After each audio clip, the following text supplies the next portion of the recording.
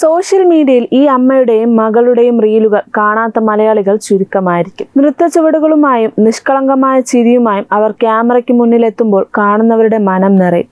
നന്മയും പുണ്യവുമാണ് ഈ അമ്മയും മോളും എന്നാണ് സോഷ്യൽ മീഡിയ ഒന്നടങ്കം പറയുന്നത്. എന്നാൽ ഈ ചിരികൾക്കും ആഘോഷങ്ങൾക്കും പിന്നിൽ ലോകത്തിനെ തന്നെ മാതൃകയായ വലിയൊരു അതിജീവനത്തിന്റെ കഥയുണ്ട്. ഇന്ത്യയിലെ ആദ്യത്തെ ട്രാൻസ്ജെൻഡർ മാതാപിതാക്കളായ സിയ പവലിന്റെയും സഹദിന്റെയും അവരുടെ പൊന്നോമന സബിയയുടെയും കഥ. സ്വന്തം തിരിച്ചറിഞ്ഞ് സമൂഹത്തിന്റെ മുൻവിധികൾക്കെതിരെ പോരാടിയ രണ്ടു പേരായിരുന്നു സിയയും സഹദും. സ്ത്രീയായി ജനിച്ച് താനൊരു പുരുഷനാണെന്ന് തിരിച്ചറിഞ്ഞ് മാറിയ ആളാണ് സഹദ്. പുരുഷനായി ജനിച്ച് സ്ത്രീയായി മാറിയ വ്യക്തിയാണ് സിയ. പ്രണയവും പരസ്പര ബഹുമാനവും ഇവരെ ഒന്നിച്ച് ജീവിക്കാൻ പ്രേരിപ്പിച്ചു.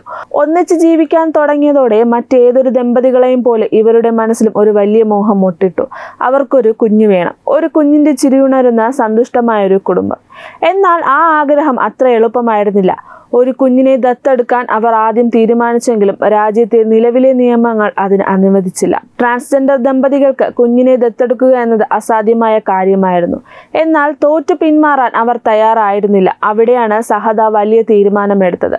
പുരുഷനാകാനുള്ള ഹോർമോൺ ചികിത്സ സഹദ് പകുതിയിൽ വെച്ച് നിർത്തിവെച്ചു. ഭാഗ്യവശാൽ സഹദിന്റെ ഗർഭപാത്രം നീക്കം ചെയ്തിട്ടില്ലായിരുന്നു.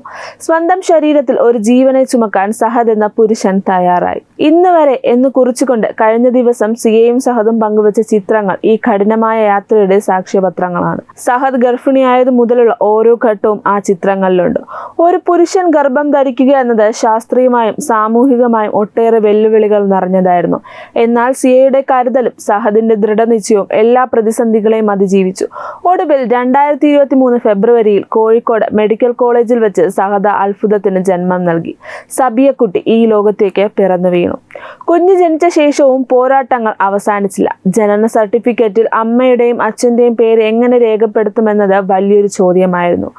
നീണ്ട 3 വർഷത്തെ നിയമ പോരാട്ടത്തിനൊടുവിലാണ് കോഴിക്കോട് കോർപ്പറേഷനിൽ നിന്നും ചരിത്രപരമായ ആ ജനന സർട്ടിഫിക്കറ്റ് അവർക്ക് ലഭിക്കുന്നത്. ലിംഗവ്യത്യാസങ്ങൾക്കപ്പുറം രക്ഷിതാക്കൾ എന്ന പ്രത്യേക വിഭാഗത്തിൽ അവരെ ഉൾപ്പെടുത്തിക്കൊണ്ട് സർക്കാർ സർട്ടിഫിക്കറ്റ് നൽകി. അത് സിയയുടെയും സഹദിന്റെയും മാത്രം വിജയമായിരുന്നില്ല, ഒരു ജനതയുടെ പോരാട്ടത്തിന്റെ വിജയം കൂടിയായിരുന്നു. പ്രശസ്തിക്കൊപ്പം തന്നെ ചില വ്യാജ വാർത്തകളും ഇവരെ തേടിയെത്തി. സിയയും സഹദും വേർപിരിഞ്ഞെന്ന തരത്തിൽ അടുത്തിടെ ചില അഭ്യൂഹങ്ങൾ പരന്നിരുന്നു. എന്നാൽ അത്തരം നെഗറ്റീവ് ചിന്തകൾക്ക് സിയ നൽകിയ മറുപടി ഇങ്ങനെയായിരുന്നു: ഞങ്ങൾ പിരിയണമെന്നുള്ള ആഗ്രഹം മനസ്സിൽ തന്നെ വെച്ചാൽ മതി. ഞങ്ങൾ ഇപ്പോഴും ഒന്നിച്ചാണ്.